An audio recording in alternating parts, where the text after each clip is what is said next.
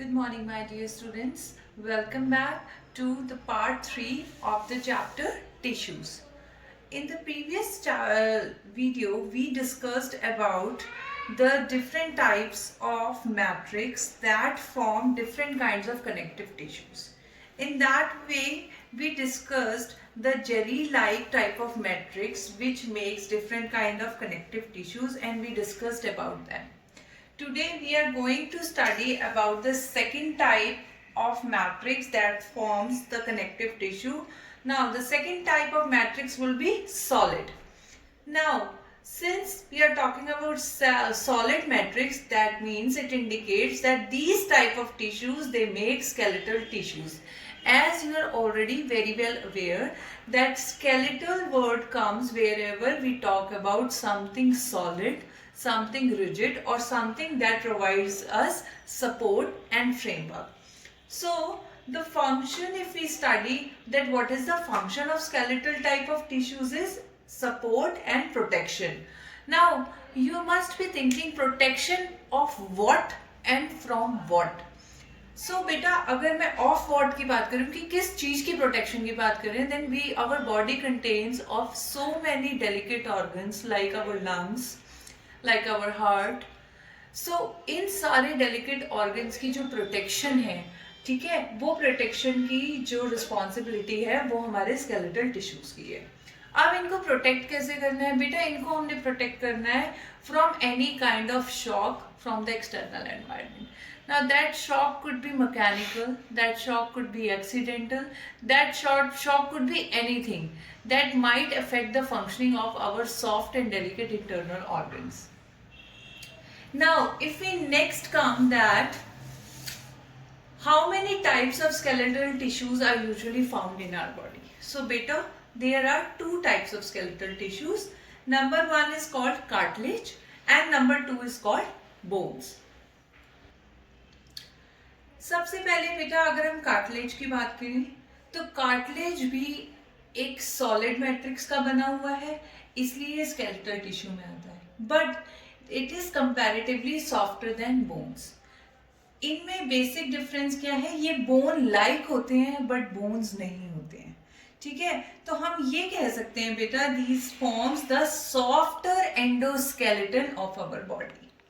अब next thing is cartilage पाया कहाँ जाता है, इसकी हमारी बॉडी में लोकेशन क्या है? तो बेटा इसकी लोकेशन हमारी बॉडी में नेजल सेप्टम, यानी कि आपकी नोज की जो अपर कवरिंग है, ठीक है, जो आपको लगता है देखने में भी हार्ड लगती है, फील करने में भी हार्ड करती है, but if you try to press it with your fingers, ठीक है, तो वो इतनी भी हार्ड नहीं है कि आप उसे प्रेस नहीं कर सको. तो अगर तो ये बोन होती तो ये प्रेस ना होती, आप इसे प्रेस नहीं कर सकते थे, लेकिन क्योंकि ये प्रेस हो पा रही है और कुछ हद तक ये हार्ड भी है, सो ये वाला जो मटेरियल है, लाइक अगर आप अपने ईयर्स को टच करेंगे तो आपके ईयर्स प्रॉपर शेप दे रहे हैं, जो कि किसकी प्रॉपर्टी होती है? सॉलिड टाइप के मैटर की प्रॉपर्टी होती है. लेकिन जब आप अपने ईयर्स को पकड़ के टर्न करने की कोशिश करते हैं तो आपके ईयर्स टर्न हो जाते हैं, ठीक है. So that means these provide the soft endoskeleton for our body. Now, except for nasal septum and ear pinna, cartilage is also found in the rings of our trachea and bronchi.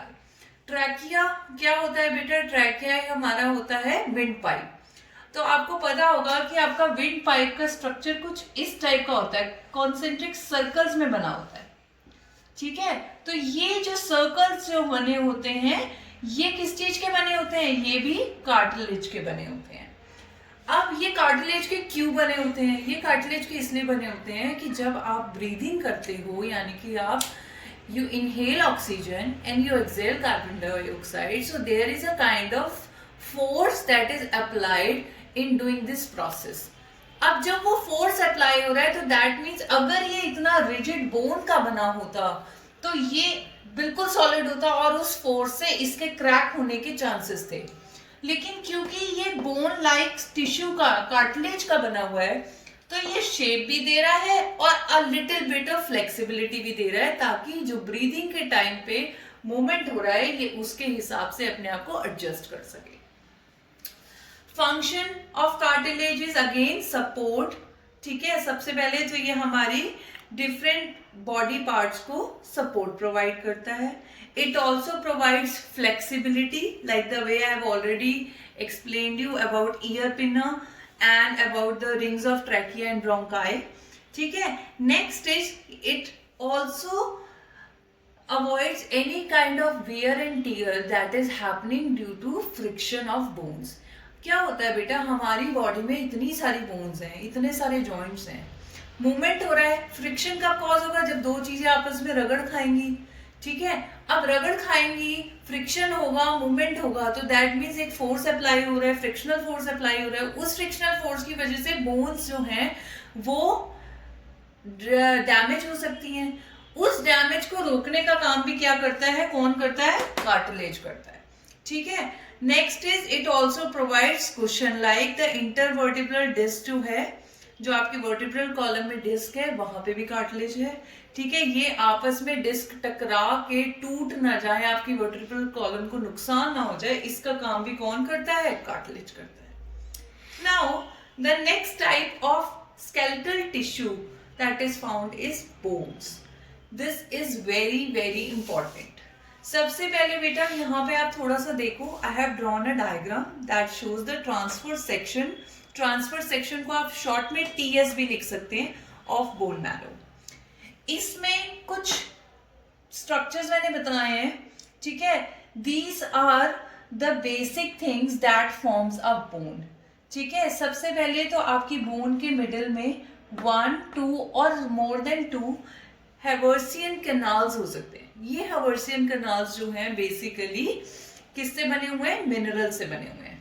और इन हेवर्सियन canals को bone cells को और क्या कहते हैं, what is the other name of bone cells, the other name of bone cells is osteocytes.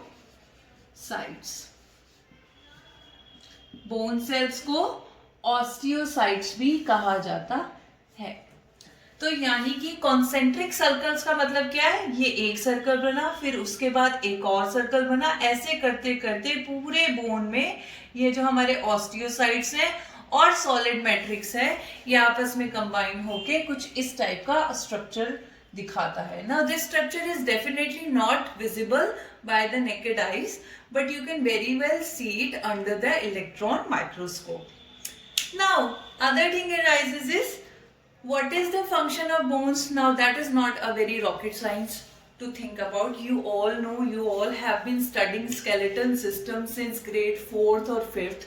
तो skeleton system का जो basic structure है वो कौन बनाता है, bones बनाती हैं। bones का location, it is present all over our body, ठीक है। इनका फंक्शन क्या है,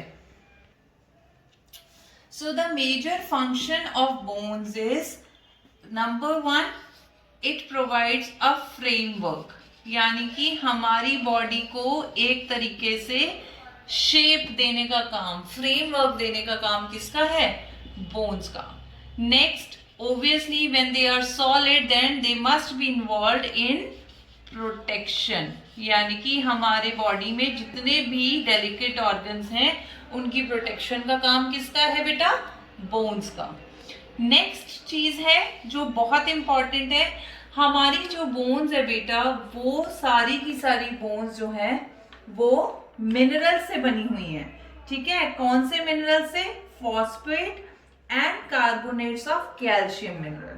सो बेसिकली आप ये कह सकते हो कि bones are also the site of mineral deposit in our body, ठीक है।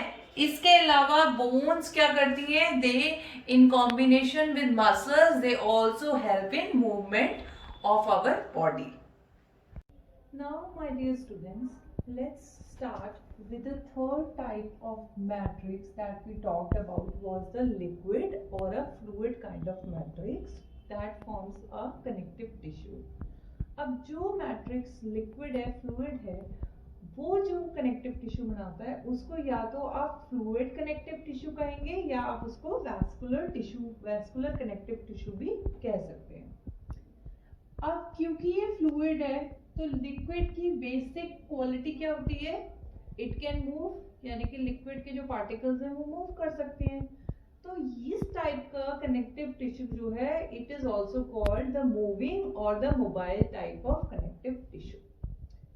अब ये हमारी बॉडी में सबसे ज्यादा अबंडेंट फॉर्म में कह सकते हो, सबसे ज्यादा लोकेशन में जो टिश्यू कनेक्टिव टिश्यू प्रेजेंट है वो किस टाइप का कनेक्टिव टिश्यू है? The vascular type of connective tissue. इसका मेजर फंक्शन क्या है? इसका फंक्शन है transportation of different things within our body. अब ये डिफरेंट थिंग्स क्या है? ये डिफरेंट थिंग्स हो सकती हैं बेटा, oxygen, carbon dioxide, different kind of gases, waste products. The cellular respiration की वजह से जो वेस्ट प्रोडक्ट आता है वो भी ब्लड में ही रिलीज होता है, आपका एक तरीके से आपके लिक्विड कनेक्टिव टिश्यू में रिलीज होता है। नेक्स्ट इज जितने भी आपकी बॉडी में न्यूट्रिएंट्स है, यानी कि आप फूड खाते हो वो फूड का डाइजेशन होता है, एब्जॉर्प्शन होता है, वो सारे जो न्यूट्रिएंट्स है वो आपके डिफरेंट सेल्स और डिफरेंट टिश्यूज तक कौन पहुंचाता है? That is the function done by the vascular type of connective tissue.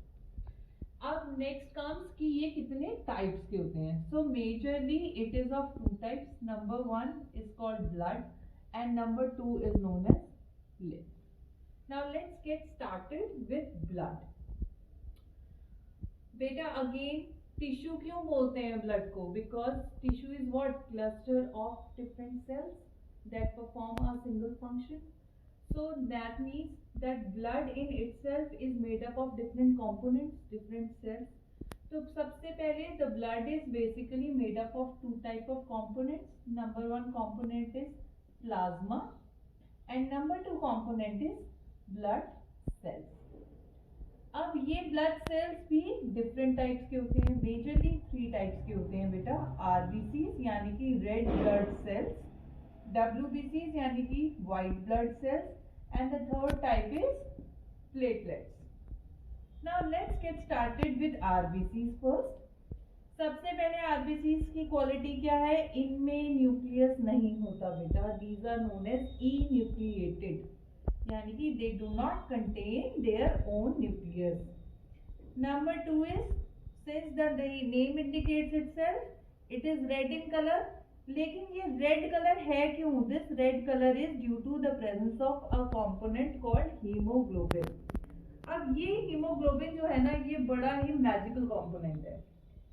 हम ब्रीदिंग करते हैं, हम रेस्पिरेशन करते हैं। We all know that our lungs they are the major source that we inhale oxygen और हम कार्बन डाइऑक्साइड को बाहर निकालते हैं।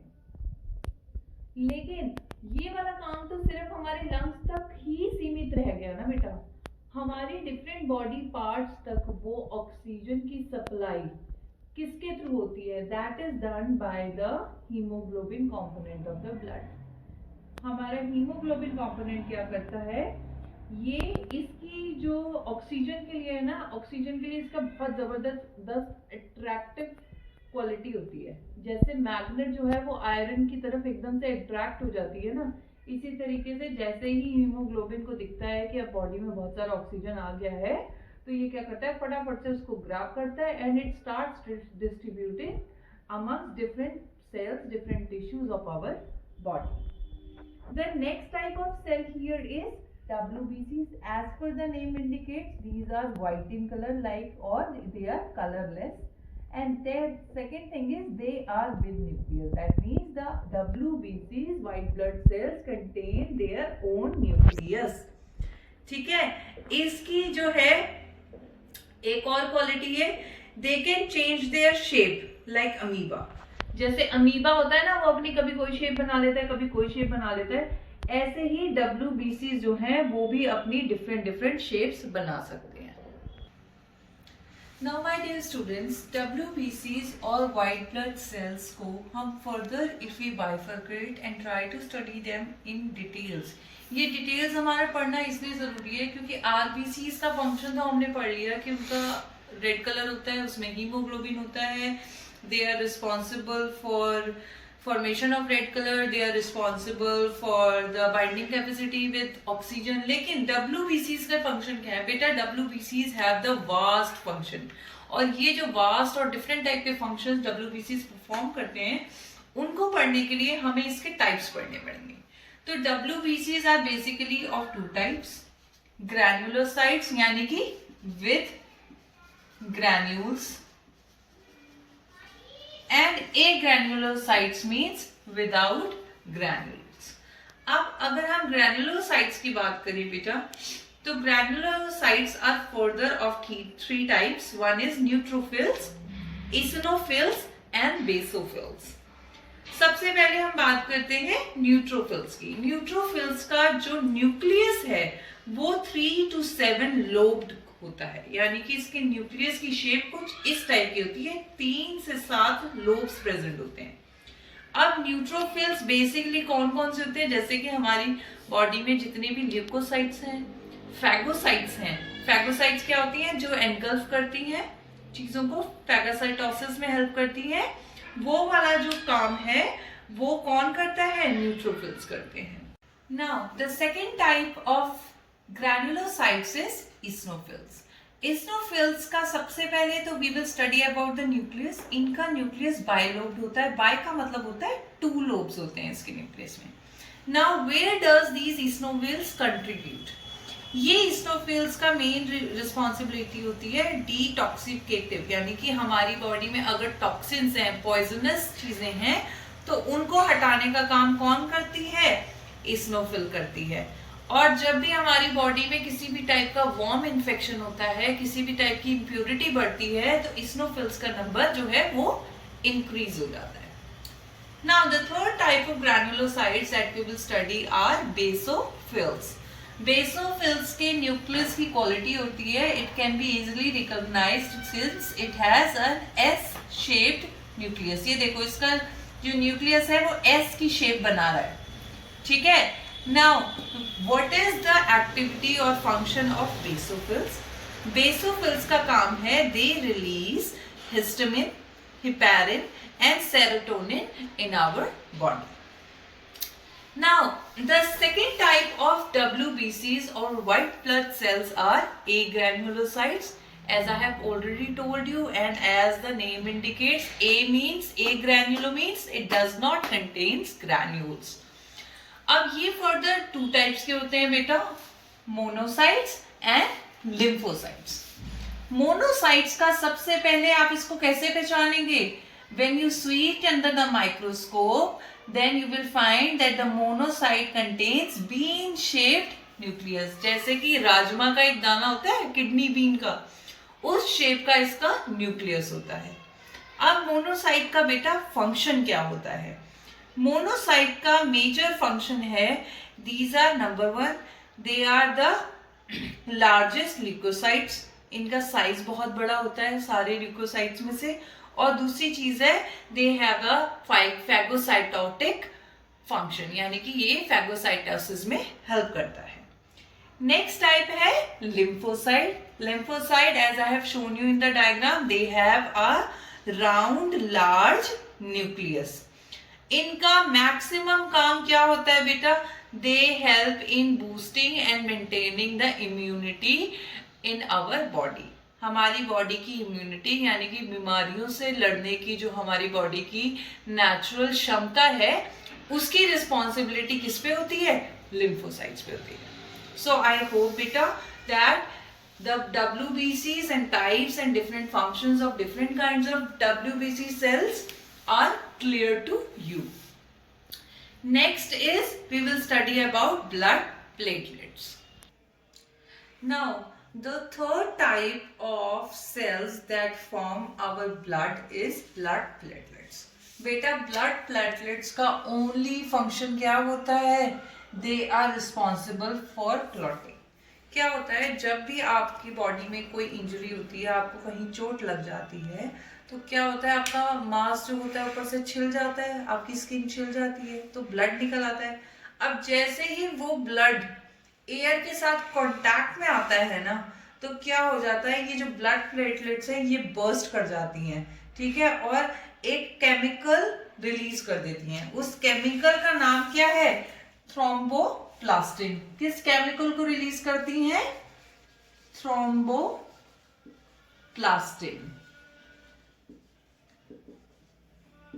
अब ये थ्रोम्बोप्लास्टिन केमिकल क्या करता है? जल्दी से वहां पे ब्लड की कोगुलेशन करके क्लॉटिंग कर देता है। क्यों? क्योंकि अगर ये ऐसा नहीं करेगा तो ब्लड जो है वो लिक्विड कनेक्टिव टिश्यू है, लिक्विड है, और वो आपकी बॉडी से बहुत तेजी से बाहर रिलीज होना शुरू हो जाएगा, which is not good for your health.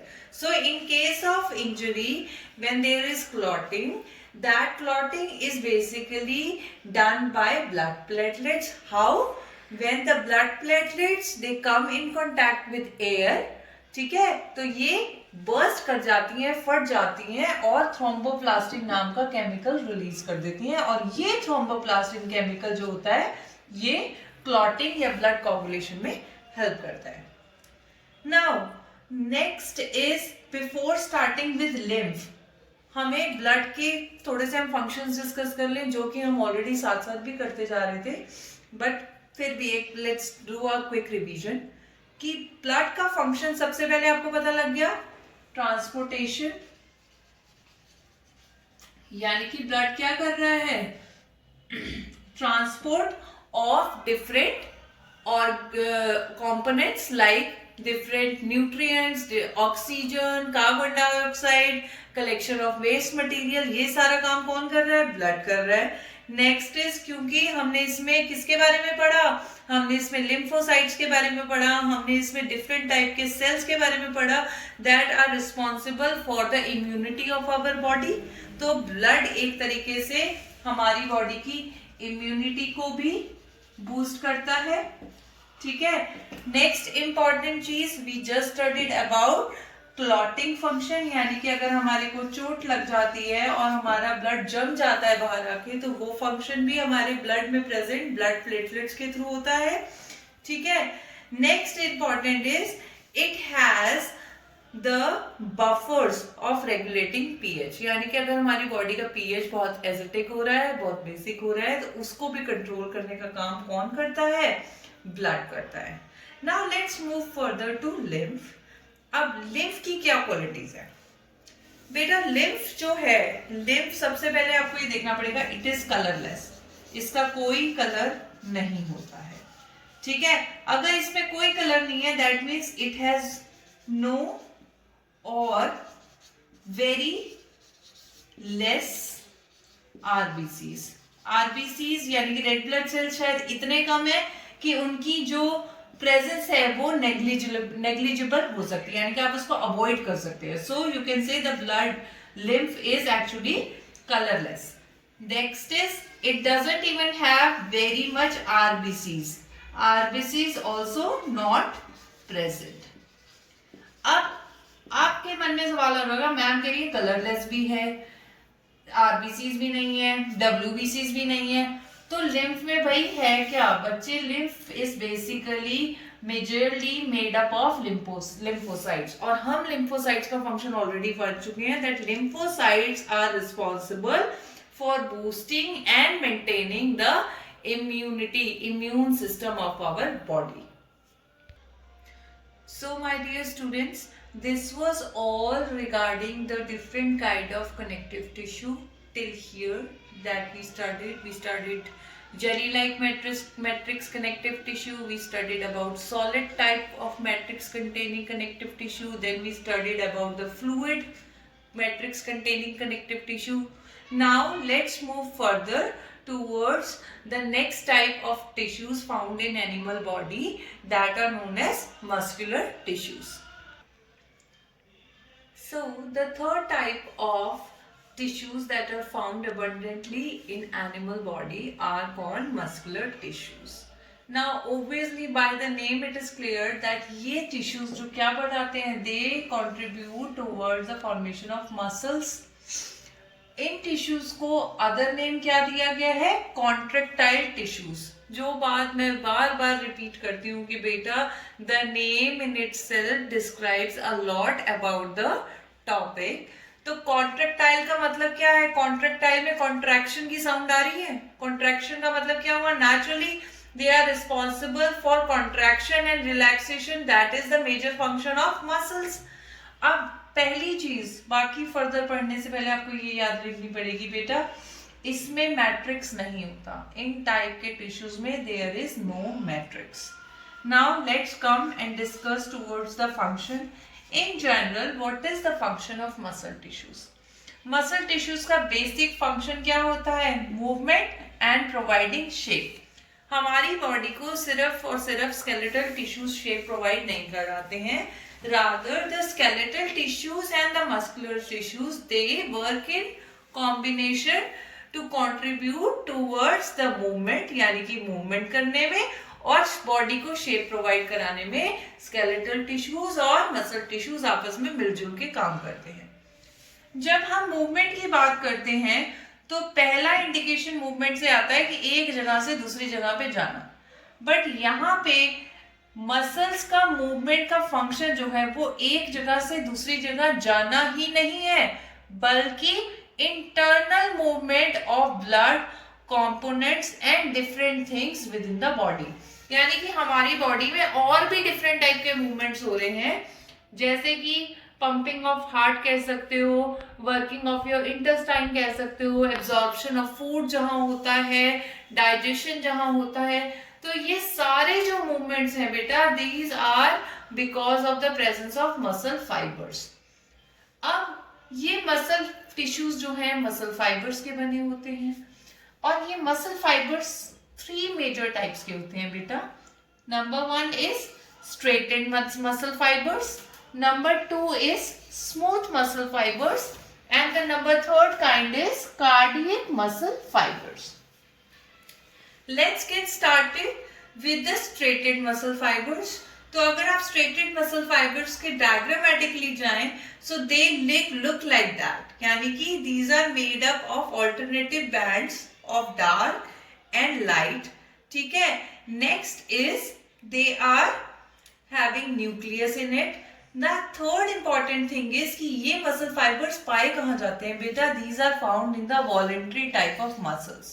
Now what are the voluntary muscles in our body? Voluntary muscles हमारी वो muscles होती हैं जो कि हमारे conscious control में होती हैं, यानी कि जो muscles का movement हम अपने हिसाब से कंट्रोल कर सकते हैं, हम अपने आप से मॉनिटर कर सकते हैं, उन मसल्स को क्या कहते हैं? Voluntary muscles. For example movement of your hand, जैसे मैं अपना हैंड इस तरीके से मूव कर पा रही हूँ, तो ये मैं अपनी मर्जी से कर रही हूँ कि मैं इसे श्रिंक कर रही हूँ, कॉन्ट्रैक्ट कर रही हूँ और रिलीज कर रही हूँ. So these muscle movement is actually the voluntary muscle movement. Second type of muscle fibre is smooth muscle fibre. Smooth muscle fibre का स्ट्रक्चर कुछ इस तरीके से होता है. It is made up of myofibrils in it, plasma membrane होती है, इसमें न्यूक्लियस होता है. अब ये मसल फाइबर्स कौन से मसल्स में पाए जाते हैं बेटा? Involuntary muscles. ये तो हो गई लोकेशन कि कौन से मसल्स में पाए जाते हैं. अब involuntary muscles are completely contradictory और opposite to the voluntary muscles. Involuntary muscles कौन सी होती हैं? वो मसल्स होती हैं जो कि हमारे कॉन्शियस कंट्रोल में नहीं होती, यानी कि इन मसल्स का movement, contraction and relaxation movement हम कंट्रोल नहीं कर सकते. ये मसल्स पाई कहाँ जाती हैं बेटा? सबसे पहले these are found in our oesophagus, stomach, intestine, blood vessels, uterus, bronchi, lungs, urinary bladder. यानी कि जितने भी हमारे बिल्कुल इंटरनल सॉफ्ट डेलिकेट ऑर्गन्स हैं, स्पेशली वो organs that are involve in our digestive system, वो सारे ही ऑर्गन्स में ये वाली इनवॉलेंट्री काइंड ऑफ मसल्स पाई जाती है. यानी कि हम चाहें या ना चाहें ये अपना काम करती रहेंगी. अगर ये हमारे डाइजेस्टिव सिस्टम में प्रेजेंट है तो ये डाइजेशन में हेल्प कर रही हैं, चाहे आप चाहो कि ये डाइजेशन हो या ना हो, they will not stop working according to your need and desire. Now, number 3rd kind of muscle fibers that are found are known as cardiac muscle fibers. ये cardiac muscle fibers are found only in the walls of heart. अब इनका भी ना एक तरीके से cardiac muscle fibers भी आप कह सकते हो, they are a type of involuntary muscle fibers. लेकिन क्योंकि आपकी बॉडी में इनवॉलेंट्री मसल फाइबर्स तो बहुत सारी जगहों पे पाए जाते हैं, लेकिन कार्डियक मसल फाइबर्स सिर्फ और सिर्फ हार्ट में पाए जाते हैं, इसलिए हमने इसको थर्ड कैटेगरी में डाल दिया है। अब cardiac muscle fibres involuntary muscle fibres क्यों हैं? वो इसलिए है बेटा because the heart keeps on pumping, यानी कि it keeps on contracting and relaxing to pump the blood towards the different body parts of your body tirelessly 24/7 life long. जब तक आप जिंदा रहते हैं आपका हार्ट ब्लड को पंप करता रहता है, ठीक है। यानी कि आप चाहो कि ये पंपिंग हो, आप चाहो ना हो, but it will not stop, ठीक है। That's why we say that the cardiac muscles are a type of involuntary muscles, but since they are found only and only in the walls of heart, that's why they have been bifurcated into a third category of muscle fibers. Now I am sure that this whole gives you a major idea of what is the role of muscular tissues. Next is what is the function, what is the different type of structures that constitute the different types of muscle fibers. So the next important thing is, यहाँ पे एक चीज हम और discuss करेंगे which is very important with your exam point of view also, that straightened muscles fibers, smooth muscle fiber और cardiac muscle fiber में differences क्या क्या हैं। सबसे पहला डिफरेंस तो क्या है, आप इनकी सेल की शेप जो है वो डिस्क्राइब कर सकते हो। जैसे कि जो स्ट्रेटेड मसल फाइबर्स के सेल्स होते हैं they are long and cylindrical, ठीक है। स्मूथ मसल फाइबर्स के जो सेल्स हैं दे आर एलोंगेटेड और स्पिंडल शेप है। देखो स्पिंडल की शेप है ना, यानी कि बीच में से चौड़े हैं और साइड में से टेपरिंग एंड्स है। Third type is again the cylindrical type of shape is provided to the cardiac muscle fibres. इनकी भी शेप कुछ इस तरीके की सिलेंड्रिकल होती है। Now you can differentiate them on the basis of nucleus. अब जो आपके स्ट्रेटेड मसल फाइबर्स हैं the muscle fibres are multi nucleated. आपने देख लिया होगा कि यहाँ पे मैंने कई न्यूक्लियस बनाए हैं, that means if the nucleus is more than one that means multi nucleated. इनके इन मसल फाइबर्स के न्यूक्लियस कैसे होते हैं, दे आर ओवल शेप्ड, ठीक है। Now when we come towards the smooth muscle fibres they contain one single centrally located nucleus, यानी कि दीज आर, ये मल्टी न्यूक्लिएटेड है और इसको आप क्या कहोगे, they are uni nucleated. On the other hand जो हमारे कार्डियक मसल फाइबर्स हैं ये भी क्या होते हैं बेटा, these are also uni nucleated. Now next is आप इनकी लोकेशन बता सकते हो डिफरेंस में। स्ट्रेटेड मसल फाइबर्स कहाँ पाए जाते हैं, they are found in voluntary muscles only. Smooth muscle fibers, they are found in the involuntary muscles. Location of cardiac muscle fiber is the walls of heart only. ठीक है। Now one more thing is that if there is any problem, यानी कि अगर इन muscle fibres की activities में कोई भी changes आते हैं तो उसका आपकी बॉडी पे रिएक्शन कैसा होगा। उसका आपकी बॉडी पे रिएक्शन ये होगा कि अगर आपके वॉलेंट्री मसल्स बहुत ज्यादा काम कर रहे हैं तो naturally it will cause fatigue. Fatigue का मतलब थकावट होगी आपको, ठीक है। और वॉलेंट्री मसल्स के साथ यही होता है बेटा, जब आप वॉलेंट्री मसल से बहुत ज्यादा काम लेते हो then they get easily fatigued out. Next is involuntary muscles, क्योंकि इनका काम ही है बिना रुके, बिना थके, बिना आपके कहे काम करते रहना, अपना फंक्शन करते रहना।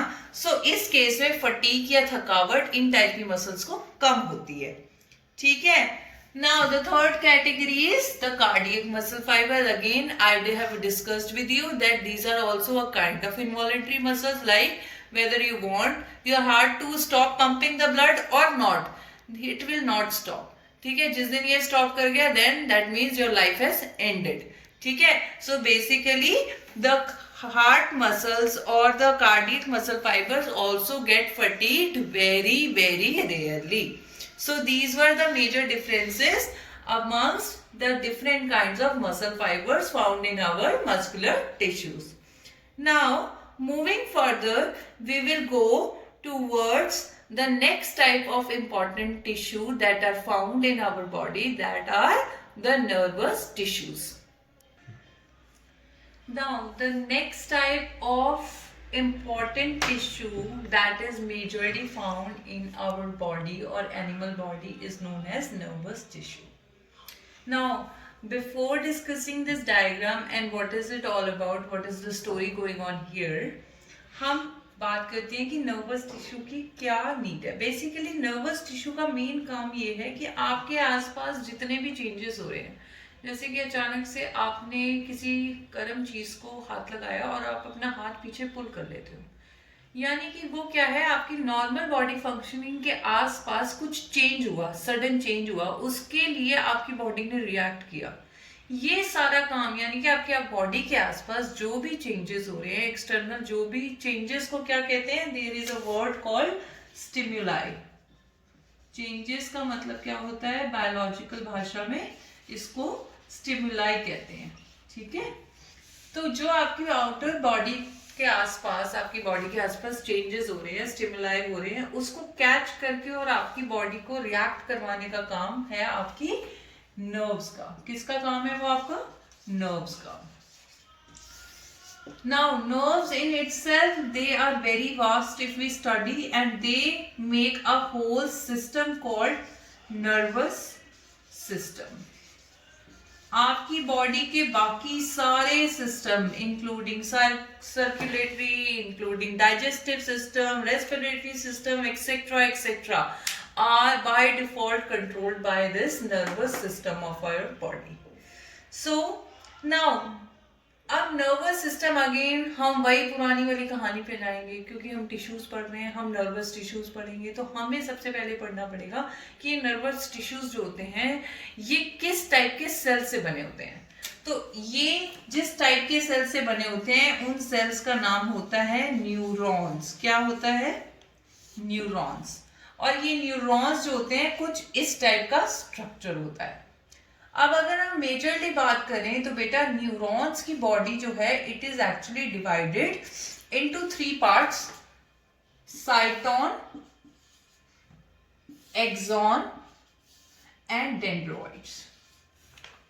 साइटोन जो है ये हेड पोर्शन, यानी कि जहां पे न्यूक्लियस है, जहां पे न्यूक्लियोप्लाज्म है, ये वाला पोर्शन साइटोन कहलाता है. जो ये एलोंगेटेड बॉडी है इसको आप एक्सॉन कहते हैं. और डेंड्रॉइड्स क्या होते हैं, डेंड्रॉइड्स बेसिकली बहुत ज्यादा माइन्यूट कह सकते हो, दे आर वेरी स्मॉल. ठीक है, इनके पतले पतले टेपरिंग एंड्स होते हैं कुछ इस टाइप की, यानी कि इनके एंड्स कुछ इस टाइप से एनक्लोज्ड होते हैं.